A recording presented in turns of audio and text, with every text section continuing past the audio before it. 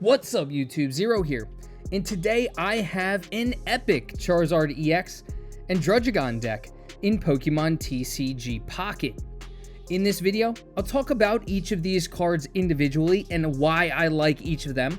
Then I'll talk about why all of these cards play really well together in this Charizard EX and Druddigon deck, and I'll talk about why you want to check this deck out and why you're going to surprise some people.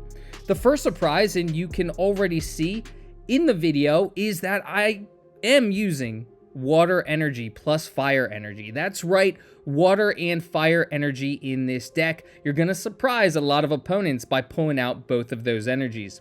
But before I get into it, I do want to say, if you do enjoy this video, feel free to give it a thumbs up and hit that subscribe button for more Pokemon TCG Pocket content. I do a bunch of other video games, so feel free to check those out as well.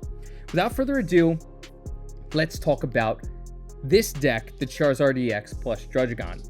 First things first, let's talk about the star Charizard EX. There are multiple Charizard EXs in this game right now. This is going to be the Charizard EX from the Shining Revelry deck. It's important to note that it's this Charizard because, one, this Charizard EX has Stoke.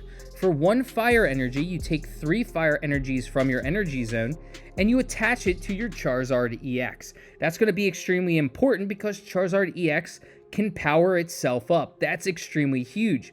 I know a lot of people watching this video are going to ask, hey Zero, why aren't you using Moltres? Moltres is extremely important in powering Charizard up, and you are absolutely correct. There are several reasons why I'm not using Moltres EX in this deck. First, everyone's using Moltres EX in a Charizard deck. I wanted to switch it up a little bit. I wanted to try a deck in which you didn't need Moltres EX to power Charizard up. Charizard can power itself up, as I just mentioned, with Stoke. It can power its Steam Artillery, which its Steam Artillery, again, is 5 energy, 3 fire, and 2 colorless. It powers itself up. It grabs with Stoke those 3 fire energy. So you don't necessarily need Moltres for this Charizard EX to work. That's why extremely important you utilize the Shining Revelry Charizard EX. 2, I haven't gotten a Moltres EX yet. That is another big reason I wanted a deck with Charizard EX and one that really performs well without Moltres, because I just haven't been lucky enough to pull one yet. So 2 reasons if you're unlucky enough to not have pulled one, or if you just want a deck without your Moltres EX, so you're not just focused on its powering up and you can utilize both Pokemon. That's why I have the water and fire energy. Then this is the deck for you. You don't need Moltres for Charizard EX to really go off, and you can see it in this video where I'm facing a Charizard EX Moltres deck. So this proves that you don't necessarily need Moltres for Charizard EX to do well. So now let's talk about the Druddigon. Druddigon is great for several reasons. 1, I have the 2 energy types in this deck. That means Druddigon isn't going to be there just as cannon fodder to set up your Charizard. It's also going to surprise some people with being able to attack.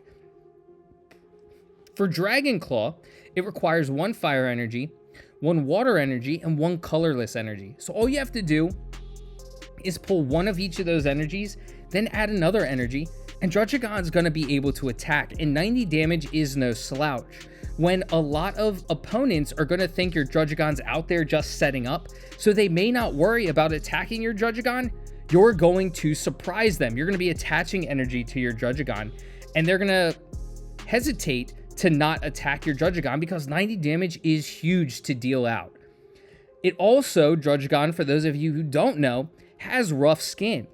So if Druddigon is in the active spot and is damaged by an attack, you do 20 damage to that attacking Pokemon. So not only can you deal out 90 damage, you can also deal 20 damage every turn, just like Rocky Helm, and really start wrecking your opponent's active Pokemon. So that's why I have the multiple energies to really attack with Druddigon and make this deck something unique. On top of that, I'm putting Erika in this deck. And for those of you who don't know what Erika does, Erika is absolutely awesome. You can get Erika from Triumphant Light.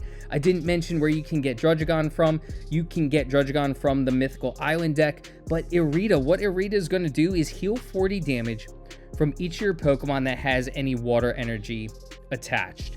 So that means if you have a Druddigon in play and a Charizard in play, and you have water energy on both, if either of those cards or even both of those cards has damage, Erika is going to heal them for 40 HP, which is absolutely awesome.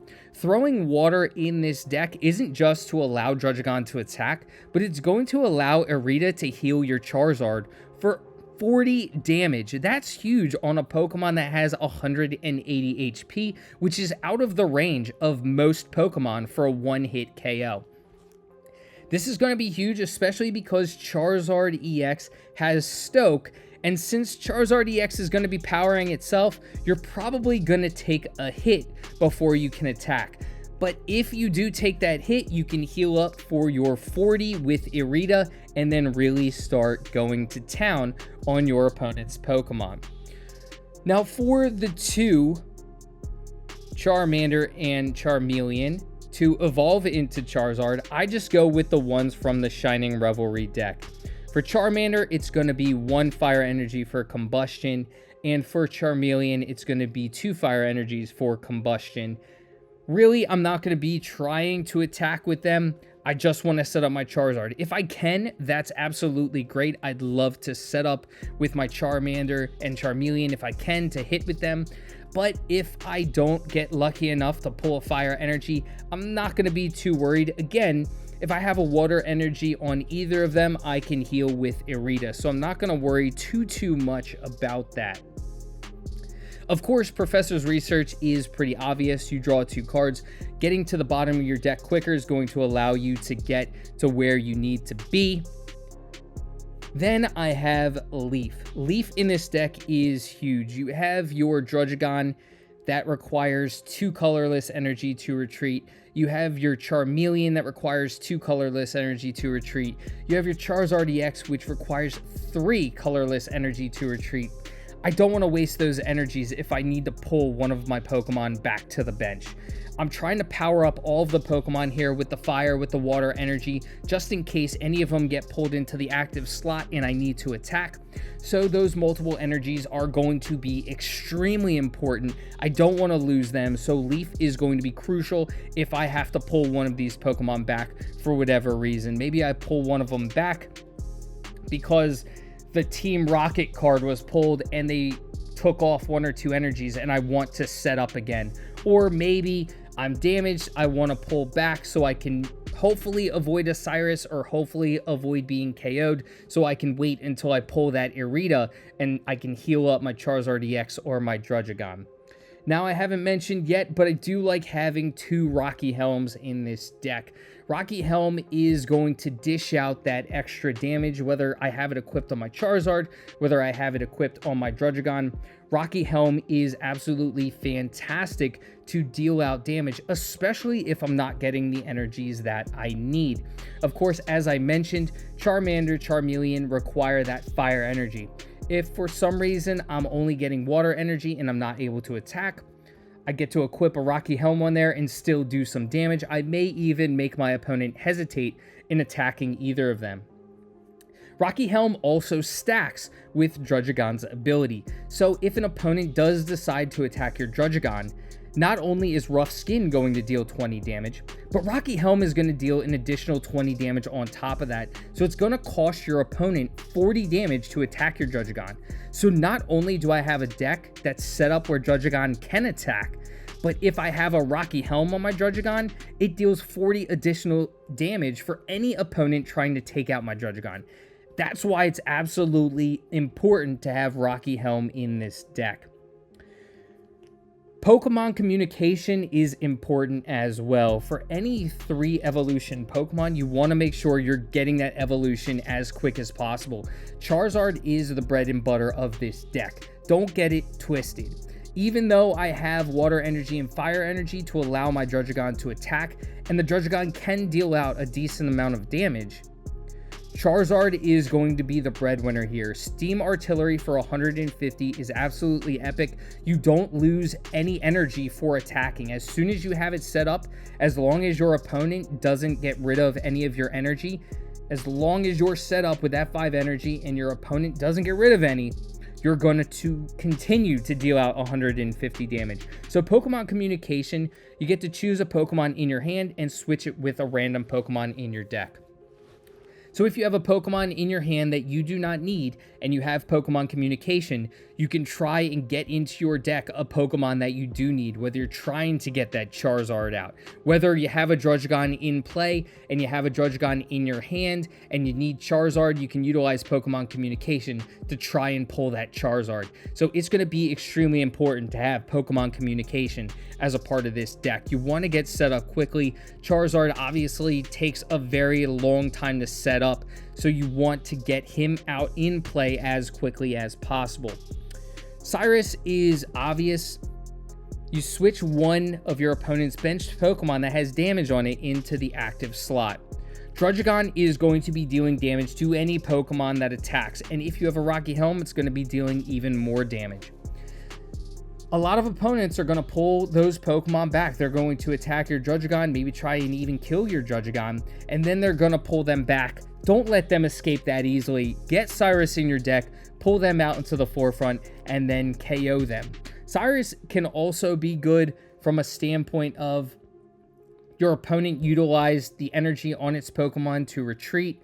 You can pull that Pokemon out and force them to utilize more energy if they don't have X speed or Leaf to allow their Pokemon to retreat. So it's also good strategy-wise if you're pulling out Pokemon that don't have that energy on them. You may force them into using energy to retreat. So that's also really nice. All of these cards work really well together, and you can really surprise your opponent. Who would have thought that a water energy on a Charizard was going to be good? But this deck I've been having a lot of fun with. Now, this isn't going to be the next meta deck because Charizard in this capacity does take a little while to set up. But this is a fun deck, and Druddigon can really wall a lot of opponents, especially if early on you're able to pull that Druddigon and Rocky Helm. But don't just focus on having Druddigon in that active slot. I know a lot of opponents that I faced, regardless of the deck, they try to force their Pokemon onto the bench and Druddigon into the active slot. You don't need that. If you pull a Charmander and Charmeleon early on, don't be afraid to put it in that active slot and load it up with energy until you can get that Charizard. Because again, Charizard with Stoke, you're going to be able to power up relatively quickly. You might be lucky enough to pull Charmander, Charmeleon, and Charizard within 1 or 2 draws. And if you do, you're going to be able to do well because you're setting up quickly. Charizard can really set itself up quickly with Stoke.